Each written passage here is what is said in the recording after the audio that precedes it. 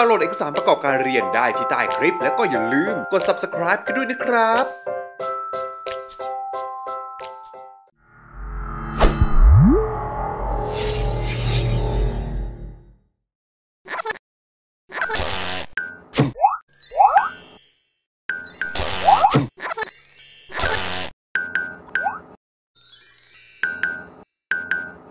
นักเรียนกลับเข้าสู่เทปต่อไปนะฮะที่เราเรียนเรื่องขององค์ประกอบของคลื่นความเร็วของคลื่นไปแล้วนะตอนนี้เรามาดูในหัวข้อที่เอาข้อสอบหนักที่สุดก็คือเรื่องของสมบัติของคลื่นนะฮะสมบัติของคลื่นมีอะไรบ้างนะฮะเริ่มเลย1 2 3 4อุยตายละเยอะมากเลยนะฮะอย่าจำแบบเยอะแบบนี้จำให้มีหลักการนะฮะหลักการของเราก็คือแบ่งสมบัติออกเป็น2ตระกูลนะฮะตระกูลที่1คือตระกูลเรขานะฮะอันดีๆครับไม่ใช่เรยานะฮะว่าเรขานะฮะเรขาคณิตนั่นเองส่วนข้างล่างก็คือสมบัติกายภาพนะฮะสมบัติเรขาคณิตของมันจะแบ่งออกเป็น2ตัวย่อยก็คือสาทรกับหักเหนะส่วนสมบัติกายภาพของมันก็จะแบ่งออกเป็นเลี้ยวเบนกับแทรกสอดเพราะฉะนั้นสมบัติของคลื่นสรุปมีกี่ตัวฮะมี4ตัวคือสะท้อนหักเหเลี้ยวเบนแล้วก็แทรกสอดนะเราจะค่อยๆมารู้จักกันไปทีละตัวนะฮะเริ่มเลยอันแรกการสะท้อนนะฮะการสะท้อนเกิดขึ้นเมื่อไหร่คะเมื่อต้องมีสิ่งมากีดขวางถูกไหมล่ะฉันอยากจะผ่านไปอ่ะแต่อะไรก็ไม่มากั้นเด้งเข้าใส่ปุ๊บอุ้ยตายผ่านไม่ได้ก็เด้งกลับนั่นเองนะฮะสมบัติการสะท้อนนี้นะคะเป็นได้ของทั้งคลื่นแล้วก็ของทั้งอนุภาคนะฮะเราลองมาดูกันว่าลักษณะเป็นอย่างไรจริงๆเรื่องสะท้อนเนี่ยหนูเรียนมาตั้งแต่ม.ต้นแล้วนะคะมีรังสีของคลื่นนะฮะเคลื่อนที่มาเจอสิ่งกีดขวางแล้วก็สะท้อนกลับนะสะท้อนกลับมาตรงนี้นะหลักการของมันนี้คือจะมีอยู่2ข้อที่เป็นกฎเหล็กเลยนะคะคือ1มุมตกกระทบเซต้า1ตรงนี้นะคะจะต้องเท่ากับเซต้า2ตรงนี้โอเคไหมฮะมุมตกกระทบจะต้องเท่ากับมุมสะท้อนอันที่2ค่ะคือรังสีตกกระทบรังสีสะท้อนแล้วก็เส้นปกติจะต้องอยู่ในระนาบเดียวกันไอ้คำว่าระนาบเดียวกันนี่คืออะไรนะฮะพี่ยกตัวอย่างมาว่าพี่มีแผ่นอยู่1แผ่นนะฮะเป็นแผ่นกระดาษใดๆก็ตามนะฮะแล้วมีคลื่นเคลื่อนที่มาตรงนี้นะฮะมันจะไม่มีวันทะลุลงมาฝั่งนี้ได้นะถ้ามันเป็นการสะท้อนมันจะต้องอยู่ในระนาบเดิมคือเข้าใจไหมฮะอย่างนี้แหละเรียกว่าระนาบเดียวกันนะฮะเรียกว่าระนาบเดียวกันถ้าโผล่เปลี่ยนระนาบปุ๊บไม่ใช่การสะท้อนค่ะเป็นการหักเหเรื่องต่อไปนะฮะทีนี้ไอ้เจ้าปริมาณอื่นๆคือความถี่นะฮะความยาวคลื่นแลมด้าใช่ไหมฮะความเร็วคลื่นตัว v ใช่ไหมฮะไม่เปลี่ยนแปลงเลยถ้าไม่มีการสูญเสียพลังงานซึ่งในระดับม.ปลายจะเรียนแบบไม่สูญเสียพลังงานนะฮะแอมพลิจูดด้วยค่ะแอมพลิจูดเหมือนกันถ้าไม่สูญเสียพลังงานแล้วแอมพลิจูดก็จะต้องไม่เปลี่ยนแปลงนะฮะทีนี้ขอเพิ่มเติมให้อีกนิดนึงนะฮะหลายๆคนก็คงจะรู้สึกว่าไม่เห็นเสมือนตอนม.ต้นเลยนี่นาไม่เหมือนตรงไหนตรงรูปนี้ทำไมมีขีดอย่างนี้ด้วยล่ะคะมันคืออะไรคะหนวดแมวหรือเปล่าไม่ใช่นะคะจำได้ไหมคะเมื่อกี้เราเรียนเรื่องของหน้าคลื่นกับรังสีของคลื่นไปแล้วถ้ารังสีวาดพาดมาอย่างเงี้ยแล้วมีเส้นมาตั้งฉากเพราะนั้นอีเส้นที่ตั้งฉากก็คืออะไรลูกหน้าคลื่นมันในโจทย์ของม.ปลายนะคะนอกจากเขาจะเขียนรังสีให้หนูแล้วเขาอาจจะเขียนหน้าคลื่นมาให้ด้วยนะฮะซึ่งมุมเซต้า1ของหน้าคลื่นตรงนี้จะไปเท่ากับมุมเซต้าที่เป็นมุมตกกระทบเข้าใจไหมฮะงั้นตรงนี้โจทย์อาจจะให้มา2แบบนั้น Advanced ก็เป็นแบบ Basic ก็ต้องเป็นนะฮะเป็นทั้ง2แบบเลยไปต่อนะฮะทีนี้ในเรื่องของการสะท้อนเรามาดูตัวอย่างการสะท้อนในคลื่นน้ำก่อนละกันนะฮะคลื่นน้ำเนี่ยนะคะเวลาที่มันสะท้อนเนี่ยนะคะเข้ากับออกเนี่ยจะไม่เปลี่ยนเฟสนะฮะจำง่ายๆจะไม่เปลี่ยนเฟสคือจริงๆถามว่ามีการเปลี่ยนเฟสไหมตอบว่ามีแต่ว่ามันน้อยมากจนเราถือว่าไม่มีซะดีกว่านะคะทีนี้ตัวที่เด็ดกว่าแล้วเอาข้อสอบเยอะๆนะฮะก็คือคลื่นในเส้นเชือกตัวนี้จะมีการเปลี่ยนแปลงอะไรด้วยนะแล้วก็มีการจำแนกไม่เหมือนกันนะฮะเราลองมาดูตัวอย่างอันแรกเลยค่ะเข้ามาแล้วอุ้ยทำไมออกไปแล้วตรงข้ามล่ะคะมั่วหรือเปล่าเนี่ยนะนี่เป็นเรื่องจริงนะเรื่องจริงผ่านจอเลยนะฮะสัญลักษณ์ตัวจุดดำๆแบบนี้นะฮะเราเรียกว่าการผูกปมตายนะฮะปมตายแบบนี้นะครับปลายมันจะไม่สามารถที่จะกระดุกกระดิกได้เราเรียกแบบนี้ว่าเป็นปลายตรึงนะฮะเป็นการขึงเชือกแบบปลายตรึงสำหรับปลายตรึงแบบนี้หนูสังเกตเลยครับว่าเข้ากับออกเฟสเหมือนกันไหมคะไม่เหมือนกันแล้วเฟสจะตรงกันข้ามกันเราก็เลยบอกว่าเฟสตรงข้ามนะฮะเฟสจะตรงข้ามถ้าปลายตรึงนะฮะเมื่อมีปลายตรึงแล้วลองถ้าไม่ตรึงสิคือถ้ามันเคลื่อนที่ได้มันจะเป็นแบบไหนนะฮะถ้าสัญลักษณ์เขาก็จะวาดเป็นห่วงกลมๆคือไม่ได้ระบายสีทึบเห็นไหมฮะแล้วห่วงตัวนี้เมื่อคลื่นมันเข้ามาเนี่ยมันสามารถที่จะนะฮะยกตัวขึ้นมาได้ พอมันยกขึ้นมาได้มันก็จะถ่ายอมพลังงานแล้วก็ปล่อยขึ้นกลับออกไปเฟสเหมือนเดิมงั้นแบบนี้เราเรียกว่าปลายอิสระนะฮะอย่าเรียกว่าปลายห่วงกลมอย่าเรียกว่าปลายห่วงอะไรอย่างนี้นะฮะเรียกว่าปลายอิสระเรียกให้มันเหมือนเขานะฮะเฟสจะคงเดิมนะฮะเพราะนั้นสรุปว่าคลื่นในเส้นเชือกถ้าปลายตรึงเฟสจะต้องตรงข้ามเพราะว่าเข้ามาแล้วตัวปมมันสะบัดไม่ได้นะแต่ถ้าปลายอิสระปมมันสลัดได้นะฮะเฟสก็จะออกไปเหมือนเดิมเฟสคงเดิมนะฮะมัน2อันนี้ฝากไว้นะคะเอาไปออกข้อสอบเนี่ยบ่อยมากเลยนะครับเป็นข้อสอบทุกผิดข้อสอบบรรยายนะฮะเรียบร้อยนะฮะนี่คือตัวอย่างการสะท้อนของคลื่นน้ำแล้วก็คลื่นในเส้นเชือกนะฮะทีนี้ถัดจากการสะท้อนแล้วสมบัติอันที่2ที่อยู่ใน mind map เมื่อกี้ก็คือการหักเหนะฮะการหักเหคืออะไรล่ะเมื่อกี้สะท้อนเนี่ยไม่เปลี่ยนระนาบนะฮะแต่หักเหคือเกิดขึ้นเมื่อคลื่นนะฮะคลื่นที่ผ่านรอยต่อระหว่างตัวกลางอันที่1สมมติว่านี่คือตัวกลางนะฮะคลื่นที่เข้ามาปุ๊บแล้วถ้าออกไปที่ระนาบเดิมแบบนี้คือสะท้อนแต่ถ้ามุดมาที่ตัวกลางชนิดใหม่นะฮะมันจะเป็นการหักเหทันทีนะลูกนะฮะซึ่งทำให้สมบัติเนี่ยแตกต่างกันคือ1อันแรกเลยคือความเร็วเฟสเปลี่ยนไปนะฮะมาดูตัวอย่างนี้นะฮะอันนี้คือเป็นเขาเรียกว่าเป็นต้นกำเนิดแสงนะฮะภาพเห็นชัดไหมฮะจริงๆปกติแล้วเนี่ยนะฮะถ้าส่องแสงเข้ามานะแสงมันควรจะต้องเดินทางตรงแบบนี้ออกไปถูกไหมฮะตรงแบบนี้ออกไปแต่ปรากฏว่าแสงเดินทางเบนไปจากแนวเดิมนะฮะเพราะตัวเนี้ยนะฮะคือผลึกแก้วนะหนูมองเห็นไหมฮะเดี๋ยวพี่วาดเชฟเสริมขึ้นมาให้เนี่ยนี่คือเป็นแก้วอยู่นะครึ่งวงกลมตรงนี้นะแล้วแสงเนี่ยเดินทางมานะฮะก็จะแฉลบไม่ตรงแนวเดิมอย่างนี้แหละเรียกว่าเกิดการหักเหเพราะเปลี่ยนตัวกลางจากข้างนอกเข้ามาเป็นข้างในเห็นไหมฮะเป็นแบบนี้นะฮะลักษณะนี้เรียกว่าการหักเหที่นี่การหักเหให้อะไรกับเราบ้างนอกจากความเร็วเฟสเปลี่ยนไปนะฮะคนที่ศึกษาเรื่องนี้นะฮะชื่อเหมือนหอยทากเลยค่ะชื่อว่าสเนลนะฮะการหักเหนะฮะเป็นไปตามกฎของสเนลอ่านให้ถูกต้องนะฮะถ้าสเนลที่แปลว่าหอยทากเนี่ยเสียงยาวค่ะอ่านว่า nail นะฮะแต่ถ้าเป็นสเนลคนนี้เขาชื่อเสียงสั้นค่ะเขาชื่อว่าสเนลนะฮะเด็กๆหลายคนเรียกว่ากฎของหอยทากจริงไม่ใช่นะฮะเขาได้ยินเขาคงจะเสียใจตายเลยนะลูกนะเขาบอกว่านะสัญลักษณ์นี้แปลว่าอะไรเดี๋ยวพี่อ่านให้ฟังนะครับแปลว่า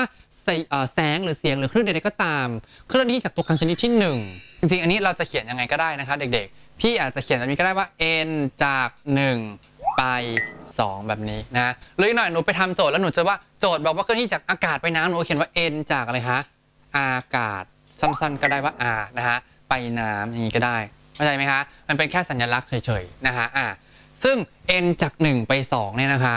เราจะได้อัตราส่วนเหล่านี้ที่เท่ากันนะฮะจริงๆสูตรที่มาอันแรกเลยคืออันนี้ก่อนนะฮะเมื่อกี้เราบอกว่าความเร็วเฟสจะเปลี่ยนไปคือเราจะได้ว่าอัตราส่วน v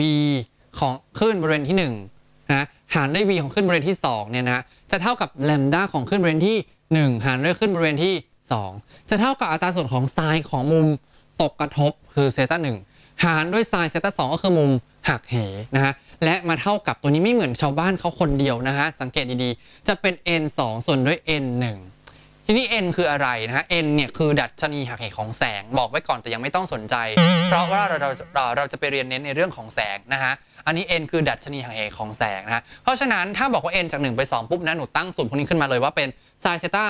แลมด้า v ก็เป็น1 ต่อ 2 1 ต่อ 2 1 ต่อ 2แต่ n ต้องเป็น2 ต่อ 1สลับเขาแค่คนเดียวนะฮะอันนี้คือกฎของสเนลทีนี้เซต้าตรงนี้พี่ขอให้ความสำคัญกับมันนิดหนึ่งนะฮะพี่จะขออนุญาตย้อนกลับไปพี่จะขออนุญาตย้อนกลับมาดูที่รูปนี้นะฮะแล้วพี่จะทำอะไรกับมันนะฮะพี่จะสร้างแผนภาพขึ้นมานะฮะปกตินะฮะเวลาที่หนูจะทำโจทย์เรื่องนี้นะลูกหนูจะต้องสร้างแผนภาพให้เป็นนะฮะหนูสร้างตามพี่เลยนะลูกหนูจะต้องวาดเส้นนี้ก่อนค่ะนี่คือรอยต่อนะฮะบนนี้ก็จะเป็นตัวกลางชนิดที่1เราอาจจะเขียนย่อว่า n1นะฮะตรงนี้ก็เขียนย่อว่า n เลยฮะ n ห้อย2ก็ได้นะฮะทีนี้เวลาทำโจทย์เราจะต้องวัดมุมแล้วเรามีเกณฑ์ในการวัดมุมอย่างไรนะฮะเราจะต้องลากเส้นที่2ค่ะอันนี้เราเรียกว่า NL normal line หรือเส้นปกตินะฮะ normal line เป็นเส้นที่ลากตั้งฉากกับรอยต่อตรงนี้นะฮะทีนี้มุมนะคะวัดเมื่อมีรังสีเข้ามานะฮะเพราะฉะนั้นพี่ขอซ้ำแนวรังสีนิดนึงนะฮะแล้วก็ออกไปอย่างนี้ถูกไหมฮะวาดหัวลูกศรด้วยวาดหัวลูกศรด้วยนะฮะมุมของเราอยู่ตรงไหนคะอยู่ตรงนี้ค่ะจำไว้นะคะมุมต้องวัดจากเส้นปกติเท่านั้นค่ะเซต้า1อยู่ตรงนี้นะฮะเซต้า2ก็ต้องวัดกับเส้นปกติน้องอย่าวัดกับเส้นแดงตรงนี้เด็ดขาดน้องต้องวัดกับเส้นแดงตั้งเท่านั้นนะฮะย้ำว่าเท่านั้นเลยไม่งั้นการคำนวณจะผิดนะฮะได้ไหมนะ ลากทับรูปของหนูไปเลยก็ได้นะคะในชีตนะคะเรียบร้อยนะฮะ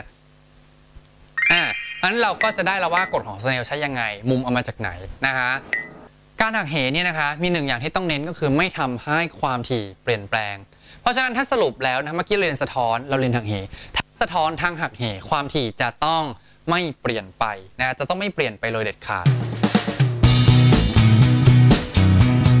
มาดูตัวอย่างกันนะฮะเขาบอกว่าคลื่นผิวน้ำเคลื่อนที่จากบริเวณน้ำลึกไปยังบริเวณน้ำตื้นน้องก็บอกว่าแล้วมันเปลี่ยนตัวกลางหรอครับพี่ฟาร์มน้ำลึกมันก็น้ำนี่คะน้ำตื้นมันก็น้ำเหมือนกันนะคะน้ำลึกกับน้ำตื้นเนี่ยนะคะจะมีดัชนีหักเหจะมีนู่นนี่นั่นต่างกันไปเลยนะคะจำง่ายๆค่ะน้ำลึกกับน้ำตื้นอันนี้จดพิเศษเพิ่มไปก็ได้นะคะเรามีลึกนะลูกแล้วเราก็มีตื้นลึกเนี่ยนะคะน้ำความลึกเยอะใช่ไหมคะอะไรก็จะเยอะๆก็จะอยู่กับของลึกหมดเลยเช่นเซต้าในการหักเหก็จะมากความเร็วที่ไหลลึกๆก็จะเร็วเห็นไหมคะแลมด้าหรือความยาวคลื่นในน้ำลึกก็จะมากเห็นไหมคะลักษณะอะไรที่ลึกๆเนี่ยเอาไปหมดเลยมากทุกรายการนะคะอันนี้หัวลูกศรนะคะส่วนถ้าตื้นก็จะน้อยหมดเลยนะคะเซต้าก็จะน้อยความเร็วก็จะน้อยแลมด้าก็จะน้อยไปหมดเลยนะคะนั่นจำง่ายๆนะคะนั่นสำนวนไทยน้ำนิ่งอะไรนะคะน้ำนิ่งไหลเร็วคงไม่ใช่แล้วนะคะต้องเปลี่ยนเป็นอะไรคะน้ำลึกไหลเร็วเห็นไหมคะเป็น V มากนะคะเป็น V มากอันนี้บอกให้รู้ว่าน้ำลึกกับน้ำตื้นต้องถือว่าเป็นคนละตัวกลางนะฮะนี่กลับมาที่โจทย์ตัวนี้ต่อเขาบอกว่านะเคลื่อนที่ให้หน้าคลื่นตกกระทบขนานกับบริเวณรอยต่อเขาเลยบอกว่ามีปริมาณอะไรบ้างที่เท่ากันนะฮะช้อยมีดังนี้ค่ะกอไก่ความถี่ขอไข่ความยาวคลื่นขอควายอัตราเร็วคลื่นและงองูทิศการเคลื่อนที่ของคลื่นโดยที่อาจจะถูกมากกว่า1ข้อถูกมากกว่า1ข้ออยู่แล้วแหละคู่ไหนที่ถูกล่ะคะให้เวลาลองคิดดูก่อนนะคะสัก30 วิ30 วินะฮะ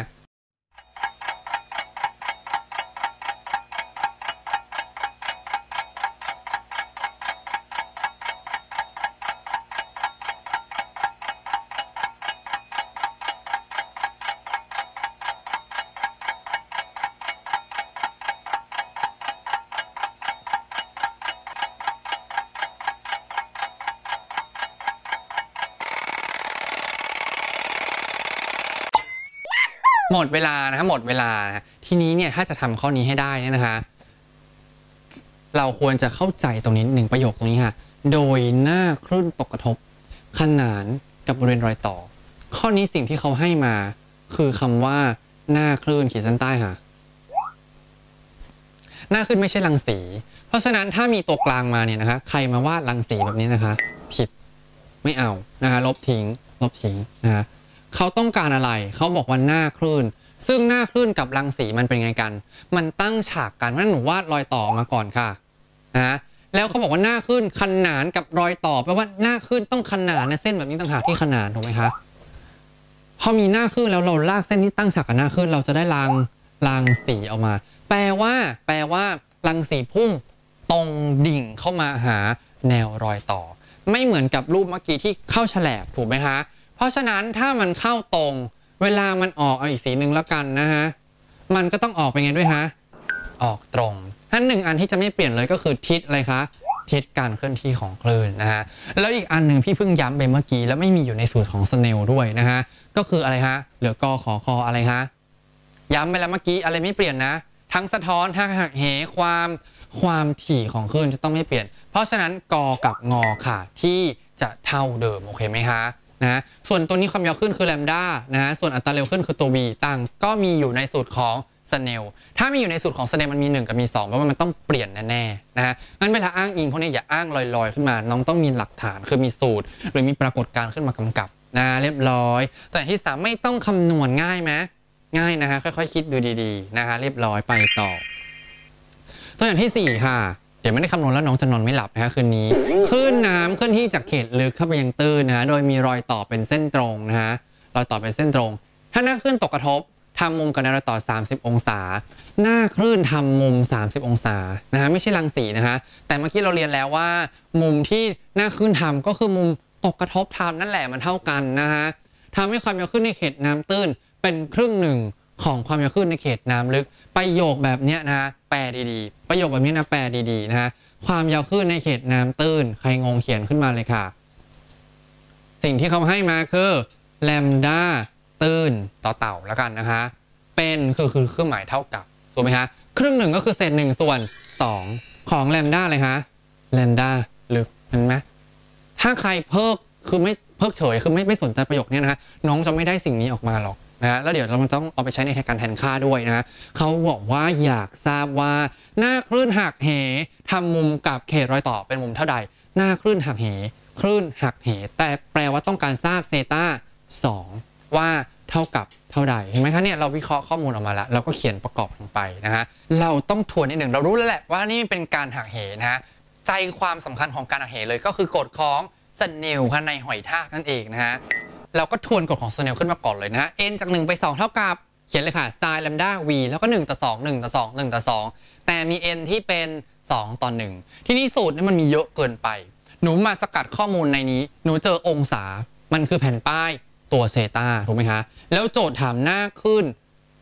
อะไรฮะให้อะไรคะความยาวคลื่นหนูก็เจอเฮ้ยแลมด้าตรงนี้นี่นานะงั้นเวลาเราจะเลือกสมการเนี่ยเลือกเอามาแค่ชุดเดียวก็พอนะฮะเราเจอแล้วแหละว่าโจทย์พูดถึงเซตากับแลมด้าเพราะฉะนั้นเราก็เอาตรงนี้แหละนะฮะสิ่งที่เราเลือกนะฮะคือตรงนี้กรอบสีส้มตรงนี้นะฮะพอเราได้สูตรตัวนี้เสร็จแล้วก็ไปทำกันเลยดีกว่านะฮะนำข้อมูลตรงนี้ทั้งหมดนะฮะที่ได้วิเคราะห์ไ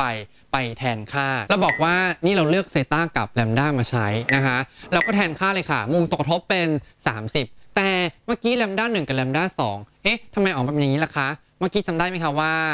ตื้นเป็นครึ่งหนึ่งของลึกเพราะฉะนั้นเราแทนไปเลยค่ะเป็น1แลมด้า1อีกคนนึงเป็นครึ่งหนึ่งของแลมด้า1ก็คือเศษ1ส่วน2ของแลมด้า1นั่นเองนะฮะเสร็จปุ๊บตรงนี้แลมด้า1กับแลมด้า1เป็นไงกันโหง่ายมากเลยค่ะตัดกันไปถูกไหมคะตัดกันไปนะฮะแล้วก็เอา1ส่วน2ขึ้นมาคูณตรงนี้นะคะแล้วเราก็จะได้ใส่ออกมาเป็นเศษ1ส่วน4ทันไหมคะ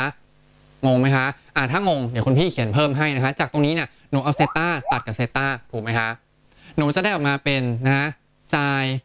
30นะส่วนด้วยไซน์ของเซตา2เนี่ยเท่ากับ1ส่วน1ส่วน2ใช่ไม่ใช่นะ1ส่วนด้วย1ส่วน2ตรงนี้นะคะเราได้ว่าไซน์30ส่วนไซน์เซตา2ใช่ไหมลูกเราอยากได้ไซน์เซตา2เราเอาไซน์เซตา2ขึ้นไปบนนี้ดีกว่านะฮะเราก็จะได้เป็นไซน์เซตา2อยู่ข้างบนละนะคุณค่อยขึ้นไป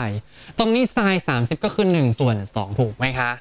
แล้วตรงนี้1ส่วน2ก็ยกไปคูณทั้งยวงเลยก็เป็นคูณอะไรฮะ1ส่วน2ถูกไหมลูกเนี่ยออกมาเป็นไซน์เซตา2เท่ากับ1ส่วน2คูณ1ส่วน2ก็ได้เป็น1ส่วน4เท่ากันนะฮะใครที่ย้ายข้างแบบนี้แล้วงงลองย้ายข้างแบบคุณพี่แบบนี้ก็ได้นะฮะแล้วคิดได้หลายแบบมากคณิตศาสตร์นะฮะก็จะตอบว่าไซน์เนี่ยเป็นเศษ1ส่วน4แต่ที่นี่เขาไม่ได้ถามไซน์เขาถามแค่เซตานะฮะเราก็ทำต่ออีกนิดนึงก็ตอบเป็นรูปของอาร์คไซน์นั่นเองเราก็จะได้ว่าเซตา2เท่ากับอาร์คไซน์ของ1ส่วน4ตอบแบบนี้ไปเลยค่ะนะว่าหน้าคลื่นหักเหจะทำมุมกับรอยต่อเป็นมุมอาร์คไซน์เศษ1ส่วน4ง่ายไหมคะไม่ยากเลยนะฮะเพียงแต่ว่าเราจะต้องแปลภาษาไทยออกมาตัวนี้ได้มาจากไหนเนี่ยได้มาจากภาษาไทยของโจทย์นะฮะมันเด็กที่ทำฟิสิกส์ไม่ได้ส่วนใหญ่เพราะแปลโจทย์ไม่รู้เรื่องนะครับแปลโจทย์ไม่เข้าใจ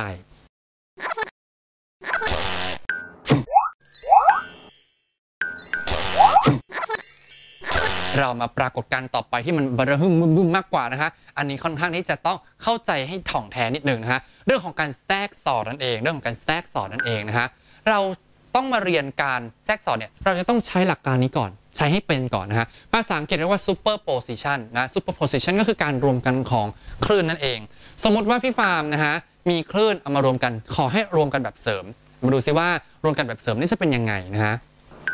พี่มีคลื่น1ขบวนแล้วก็มีอีก1ขบวนเห็นไหมคะเหมือนกันเป๊ะเลยนะคะจริงๆไม่เหมือนก็ได้แต่เอาให้ง่ายๆเอาให้เหมือนกันแล้วกันจากนั้นคลื่นทั้ง2ขบวนนี้จะเคลื่อนที่เข้ามากรึบเข้ามาแล้วก็มารวมกันให้น้องๆเห็นนะฮะดูสิคะ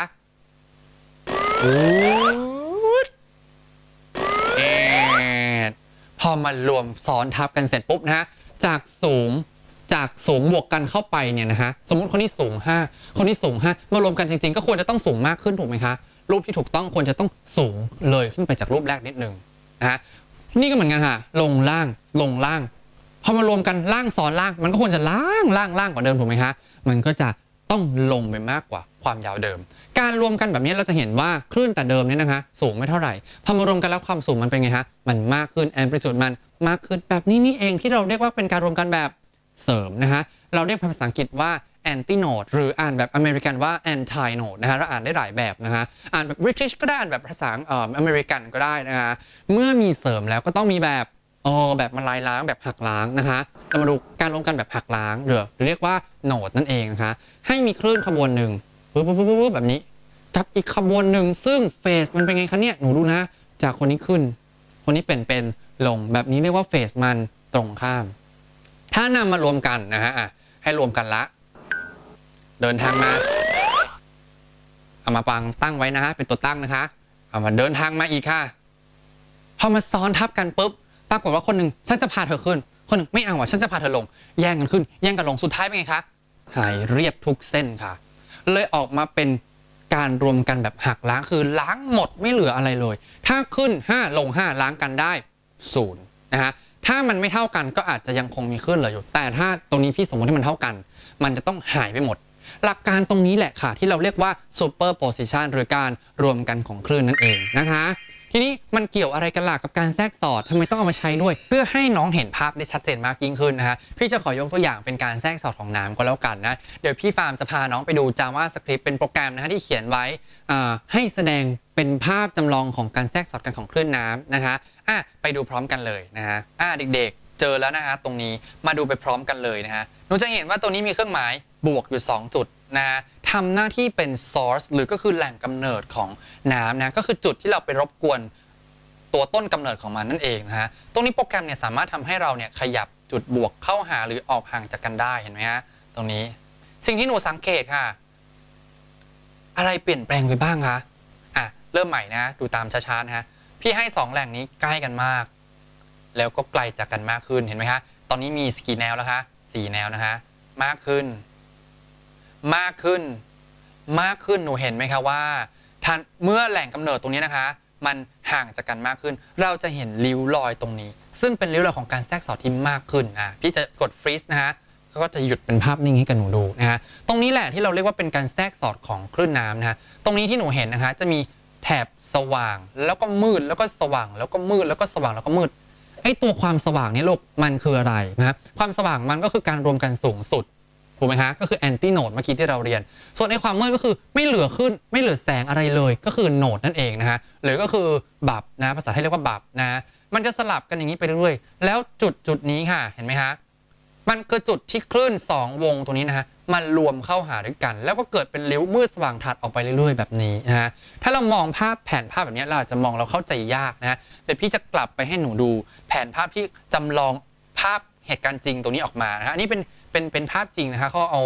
น้ำสีเหลืองนะคะแล้วก็ส่องแสงขึ้นมาแล้วก็สร้างริ้วรอยให้แทรกสอดให้กับนักเรียนเห็นในถาดคลื่นนะฮะที่โรงเรียนถ้าโรงเรียนไหนที่มีถาดคลื่นก็สามารถที่จะทำการทดลองนี้ให้เด็กๆดูที่โรงเรียนได้นะฮะตัดกลับไปwelcome back นะฮะ welcome back นะตอนนี้เนี่ยเมื่อกี้เราไปดู VTR นะไปดูอะไรที่แบบว่าเป็นของจริงมากันแล้วแต่มันเข้าใจยากมันศึกษายากนะนักวิทยาศาสตร์ก็นำมาสร้างแบบจำลองนะฮะมาดูไปพร้อมกันเลยค่ะดูแบบภาพนิ่งๆกันนะฮะอะไรเนี่ยอธิบายก็แล้วกันนะฮะเห็น S1 S2 ตรงนี้นะมันคือแหล่งกำเนิดรูปบวก2ตัวเมื่อกี้ของน้องนะฮะมันจะสร้างคลื่นออกมานะฮะที่อาจจะต้องใช้สีที่แตกต่างกันนะฮะสมมติตรงนี้เป็นซอสตัวที่1พี่ใช้สีแดงนะฮะมันก็จะสร้างคลื่นวงแดงแบบนี้วงแดงแบบนี้ออกมาเรื่อยๆนะฮะวงหนึ่งถูกไหมฮะนี่คือวงแดงในขณะที่อีกอันนึงสมมติพี่เป็นสีน้ำเงินแล้วกันนะฮะมันก็จะสร้างวงน้ำเงินมาเรื่อยๆหนูจะเห็นว่ามันจะมีหลายบริเวณที่แดงกับน้ำเงินมาตัดกันแดงกับน้ำเงินมาตัดกันนะฮะมันก็จะออกมาเป็นรูปแบบนี้นะฮะพี่ล้างนี้ออกจากมาดูตรงนี้เลยค่ะเมื่อใดก็ตามนะคะที่เส้นมาเจอกับเส้นเขาจะวาดสัญลักษณ์กลมๆแล้วมีอยู่3แบบมันแทนอะไรนะฮะมาดูกันตัวดำทึบแบบนี้นะฮะแทนตำแหน่งที่ท้องเจอท้องก็คือข้างล่างถูกไหมคะยิ่งล่างเจอล่างก็ยิ่งล่างก็ยิ่งรวมกันเข้าไปใหญ่นะฮะสีขาวโป่งแทนตัวสันขึ้นเจอกับสันขึ้นก็คือตำแหน่งที่สูงสุดเจอตำแหน่งที่สูงสุดก็ยิ่งสูงขึ้นไปถูกไหมฮะส่วนถ้าเป็นลูกครึ่งแบบนี้ครึ่งดำครึ่งขาวแทนสันเจอกับท้องสันเจอกับท้องก็หายถูกไหมฮะสันเจอกับท้องก็หายเพราะฉะนั้นตรงนี้เนี่ยนะคะหนูจะเจอเลยว่าซอสตัวที่1ดูยกตัวอย่างมาสัก1เส้นก็ได้สมมติพี่เลือกเส้นตรงนี้ พี่เลือกจุดนี้นะเห็นไหมฮะสีน้ำเงินตรงนี้นะจุดนี้เนี่ยเกิดจากเส้นนี้ของซอสที่1ถูกไหมฮะรวมกับเจอกับเส้นนี้ของซอสที่2เอาสีเขียวแล้วกันนะมองตามนะคะการที่เส้นทึบมันเจอกับเส้นทึบไอ้สัญลักษณ์เส้นทึบตรงนี้นะคะมันแทนอะไรคะมันแทนท้องคลื่นนะฮะหรือสันคลื่นก็ได้เมื่อสันเจอสันหรือท้องเจอท้องคลื่นก็ยิ่งสูงขึ้นไปหรือว่าใหญ่เตี้ยลงมามากขึ้นถูกไหมคะมันจุดนี้แหละจะเป็นการรวมกันแบบเสริมนะคะมัน2ตัวนี้ก็คือการรวมกันแบบเสริมส่วนข้างล่างนี้จะเป็นการรวมกันแบบหักล้างเข้าใจแผนภาพตรงนี้ไหมคะมันตรงนี้จะมีเสริมหักล้างเสริมหักล้างเต็มไปหมดเลยนะคะ2ตัวนี้เป็นเสริมตัวนี้เป็นหักล้างเต็มไปหมดเลยทีนี้พอเรามองในแนวตรงๆสัก1แนวนะคะพี่เลือกแนวมาอีก1แนวให้น้องมองนะมองตามนะคะเอาตรงนี้แล้วกันนะฮะทับ A0 เลยตลอดแนวของ A0 เนี่ยหนูจะเจอเฉพาะแนวที่เป็นดำเต็มขาวเต็มดำเต็มขาวเต็มดำเต็มขาวเต็มไปหมดถูกไหมฮะเพราะฉะนั้นตรงนี้เราจะเจอแต่แอนติโนดทุกแนวเราเลยตั้งชื่อเส้นตรงนี้ว่า A ที่0เพราะมันอยู่กึ่งกลางระหว่าง S1 กับ S2 นะถัดมาค่ะลองมองเส้นในแนว N1 บ้างนะหนูจะเจอแต่ลูกครึ่งเต็มไปหมดเลยแปลว่าตลอดทั้งแนวเส้นปะตรงนี้จะเจอแต่โหนดหรือจุดที่มันหักล้างถูกไหมฮะมาเจอแต่ตรงที่มันหักล้างกันเพราะว่าตรงนี้นะคะเป็นแนวที่จะไม่เหลือแสงเลยนะครับมืดเลยถ้าเราไปทำการทดลองนะฮะถัดมาเป็นแนว A1 หนูเห็นไหมคะดำขาวอีกแล้วก็คือเป็นรูปเต็มถ้าเป็นรูปเต็มก็คือเป็นการเสริมกันเห็นไหมถัดมาก็จะเป็นการอะไรคะลูกครึ่งก็คือหักล้างถัดมาก็เป็นการเต็มก็เป็นการเสริมถัดมาก็เป็นการลูกครึ่งก็คือหักล้างมันจะเห็นริ้วแบบนี้ค่ะมืดสว่างสลับกันไปเรื่อยๆทุกครั้งที่เป็นแอนติโนดตัว A ก็จะสว่างเหมือนกับเมื่อกี้ที่หนูดูใน VTR นะครับเป็นเหลืองสว่างส่วนโหนดตรงนี้ก็คือจะเป็นสีดำก็คือเป็นการหักล้างเราจะเห็นเป็นริ้วแบบนี้สลับไปเรื่อยๆนี่ก็คือแทนนักวิทยาศาสตร์วาดขึ้นมาเพื่อแทนเลยคะแทนปรากฏการณ์ที่เราดูใน VTR เมื่อสักครู่นี้นะคะเข้าใจหรือยังโลกนะฮะเพราะฉะนั้นรู้จักแอนติโนดรู้จักโหนดแล้วนะฮะทีนี้เนื่องจากว่าเราต้องการที่จะระบุให้รู้จักว่าตัวนี้คือตัวที่ลำดับที่เท่าไหร่เราเลยจะเอาเลขไปกำกับด้วยเช่นนะฮะแนวสว่างกลางที่สุดระหว่างซอส1กับซอส2ตรงนี้เราเรียกว่าเป็น A ตัวที่0ถัดมาจาก A ตัวที่0ก็จะเจอโหนดตัวที่1แอนติโนดตัวที่1โหนดตัวที่2แอนติโนดตัวที่2ในฝั่งขวาฝั่งซ้ายก็เช่นกันนะครับแอนติโนดที่0ก็จะเจอโหนดที่1ถัดไปก็จะเป็นแอนติโนดที่1โหนดที่2แอนติโนดที่2โหนดที่3แอนติโนดที่3แบบนี้ไปเรื่อยๆเข้าใจไหมฮะมันไม่ว่าจะซ้ายหรือจะขวาเนี่ยเราจะเจอลำดับ1 2 3ไปเรื่อยๆแบบนี้นะแบบนี้งั้นรู้จักการเรียกชื่อแล้วนะต้องเรียกชื่อให้ถูกเพราะว่าเลขตัวนี้สำคัญเดี๋ยวจะมีเอาไปใช้ในสูตรการคำนวณด้วยนะครับสมมติว่าพี่อยากจะให้น้องคำนวณออกมาได้เนี่ยนะพี่ลากเส้นขึ้นมาอยู่1เส้นตัดมาเลยฮะพี่บอกว่าเส้นนี้นะฮะเส้นนี้นะฮะมีแนวอะไรที่ผ่านมันบ้างแอนติโนดก็มีถูกไหมคะโนดก็มีเต็มไปหมดเลยนะฮะถ้าเราจะต้องการที่จะคำนวณเนี่ยส่วนใหญ่จะเป็นคำถามของนักวิทยาศาสตร์ว่าถ้ามีจุดหนึ่งที่สนใจไปปักอยู่ตรงนี้เขาจะถามว่าจุดเนี้ยคือจุดอะไรห่างไปเท่าไหร่หรือมีค่าแลมด้าคือคลื่นเนี่ยส่งมาเนี่ยมีแลมด้าเท่ากับเท่าไหร่นะครับคำถามมันจะหลากหลายมากนะฮะมันเนี่ยไอ้เจ้าตัวนี้เส้นตัวนี้นะฮะจะอยู่ตำแหน่งที่เลื่อนออกมาเรื่อยๆก็ได้ใกล้เข้าไปกว่านี้ก็ได้นะฮะเส้นตัวนี้ก็ทำหน้าที่เป็นฉากนั่นเองเพราะฉะนั้นเวลาทำการทดลองตรงนี้นะฮะมักจะมีฉากเพื่อรับภาพรับแสงด้วยนะฮะงั้นตรงนี้นะฮะพี่สมมุติว่าเอาดูทีละอันนะครับมันอาจจะมีหลายเส้นนะดูทีละเส้นก่อนพี่เลือกจุดหนึ่งที่เราสนใจนะตั้งชื่อว่าจุด P เอาไปวางไว้ที่จุดตรงนี้นะฮะเอาวางไว้ที่จุดตรงนี้นะฮะเราสามารถที่จะลากเส้นตรงจากจุดนี้มายังซอสก็คือแหล่งกำเนิดอันที่1แล้วก็อันที่2นะฮะเราก็จะได้2เส้นเห็นไหมฮะพอเปลี่ยนจุด P บอกโอ้ยไม่สนใจแล้วจุดนี้ไม่สนใจละมาสนใจจุดนี้ดีกว่าเราก็ได้จุดใหม่ถูกไหมฮะเราก็สามารถลากจาก P มาที่ S1 กับ S2 ได้โอ้ยเปลี่ยนจุดตำแหน่งก็ลากกลับมาได้หมดทำไมต้องลากด้วยทำไมพี่ฟาร์มต้องให้ลากด้วยเพราะจะแนะนำให้หนูรู้จักคำนี้ค่ะคำว่า path difference นะฮะถ้าให้ P เป็นจุดปฏิบัติดูตรงนี้ก่อนเลยค่ะจุดปฏิบัติเห็นไหมฮะปฏิบัติคืออยู่ใน antinode เห็นไหมแนวนี้นะฮะ antinode ถ้า p เป็นจุดปฏิบัติแล้วเราพบว่านะเอาเส้น s1p ลบ s2p ตรงนี้นะคะมันจะมีค่าเท่ากับ n แลมดาคือเป็นจำนวนเท่าของค่าความยาวคลื่นนะฮะแต่ถ้า p เป็นจุดดับเช่นจุดตรงนี้นะฮะเอา s1p ตรงนี้ลบ s2p ใส่ absolute คือเอาแต่ค่าบวกนะฮะมันจะได้เป็นเอา n เนี่ยค่ะแต่ลบไปครึ่งหนึ่งจำนวนเท่าของ n แล้วลบไปครึ่งหนึ่งของแลมดาเข้าใจไหมฮะถ้าเป็นจุดปฏิบัติเป็น n แลมดาแต่ถ้าเป็นแบบเป็น n ลบ1 ส่วน 2 แลมดาตรงนี้เมื่ออะไรเมื่อ n เป็นจำนวนนับ1 2 3ไปเรื่อยๆแบบนี้นะฮะไอ้เจ้า s1p s2p ตัวนี้นะฮะมีชื่อเรียกเราเรียกมันว่า path difference นะฮะสะกดแบบนี้นะฮะ path difference เขียนตัวย่อก็คือ diff นะฮะ path difference ก็คือว่าไอ้เจ้าระยะห่างตรงนี้2เส้นนี้เอามาลบกันถ้าเป็นจุดปฏิบัติจะได้เป็น n เท่าของแลมดาแต่ถ้าเป็นแบบจะได้เป็น n ลบ1 ส่วน 2เท่าของแลมดานะฮะนี่เป็นสิ่งที่เขาทำการทดลองแล้วก็ได้ออกข้อสรุปตรงนี้ออกมานะฮะออกมาเป็นสูตรแบบนี้ซึ่งตรงนี้เราจะนำไปใช้ในการทำโจทย์เพื่อคำนวณนะฮะได้ไหมลูกเข้าใจไหมฮะนะงั้นเนี่ยเดี๋ยวในโจทย์เดี๋ยวหนูจะต้องเจอว่าเขาจะเลือกจุดหนึ่งที่เขาจะศึกษาไปปักไว้ง่ายมากเลยค่ะหนูก็หาได้ค่ะว่ามันห่างจากซอสทั้ง2เท่าไหร่เอามาลบกันแล้วเดี๋ยวก็รอคำนวณด้วยสูตรนี้ n แลมดากับ n ลบ1 ส่วน 2 แลมดานะฮะวิธีจำก็คือว่าถ้าเป็นแอนตี้โนดจะลงตัวเห็นไหมคะ n แลมดาแต่ถ้าเป็นโนดจะลงครึ่งคือ n ลบ1 ส่วน 2จะลบครึ่งหนึ่งนะฮะอันนี้เงื่อนไขก็คืออะไรมีเงื่อนไขการใช้ด้วยนะฮะเงื่อนไขการใช้ก็คือ s1 และ s2 จะต้องเป็นแหล่งกำเนิดที่เฟสตรงกันเขียนด้วยนะคะเฟสตรงกันถ้า s1 s2 เฟสตรงกันแล้วเราจะได้ข้อมูลดังสุดนี้นะฮะ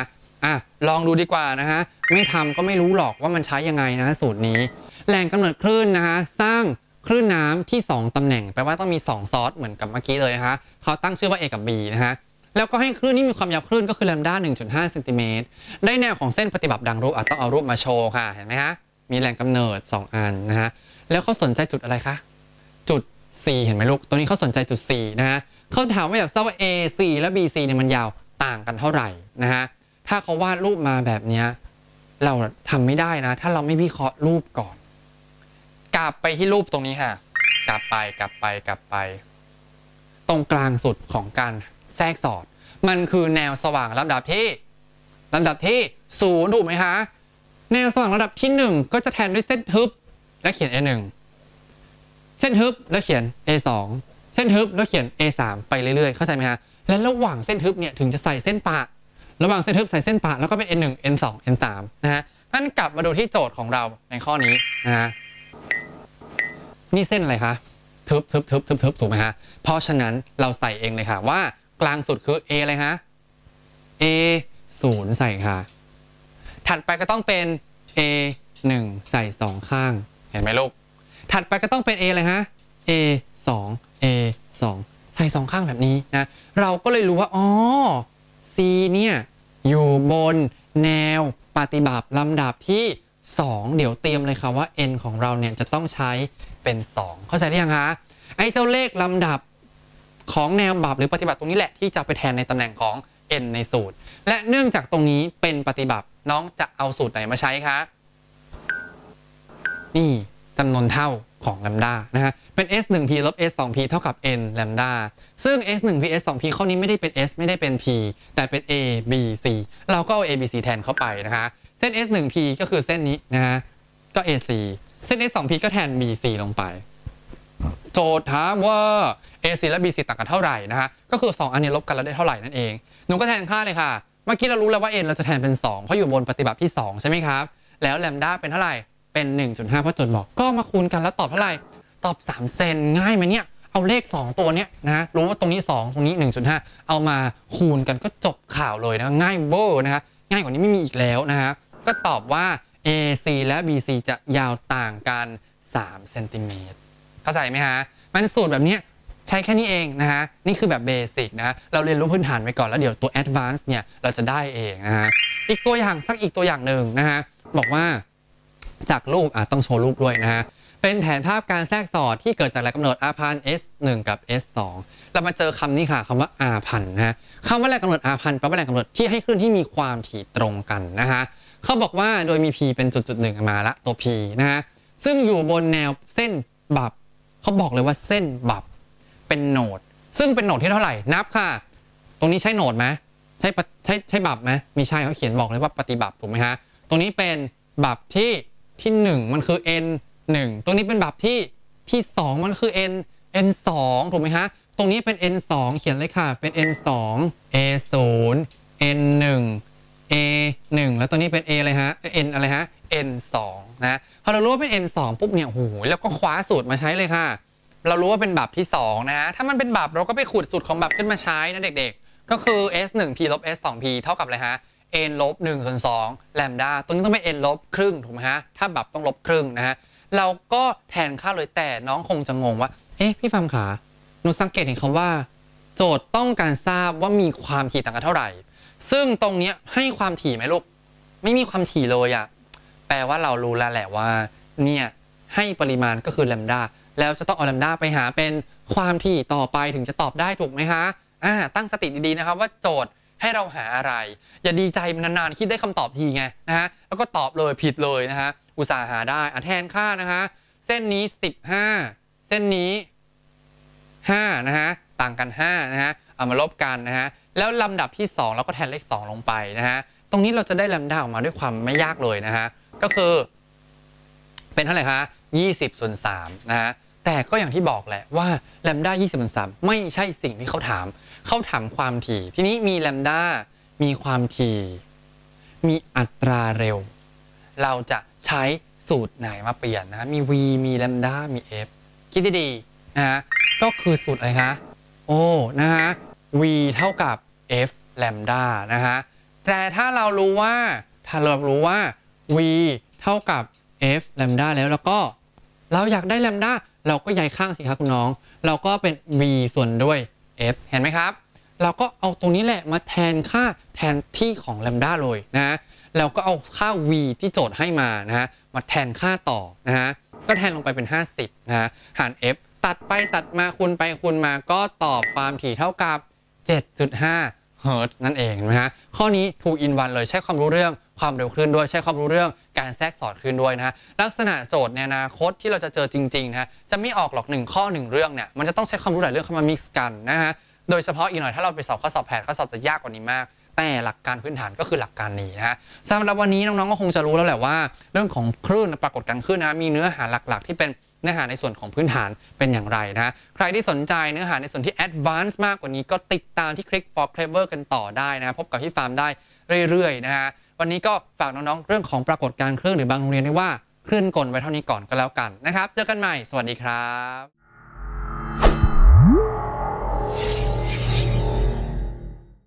และพบกับเนื้อหาการติวที่เข้มข้นได้ในคอร์สติวเข้มข้นที่ www.clickforclever.com นะครับ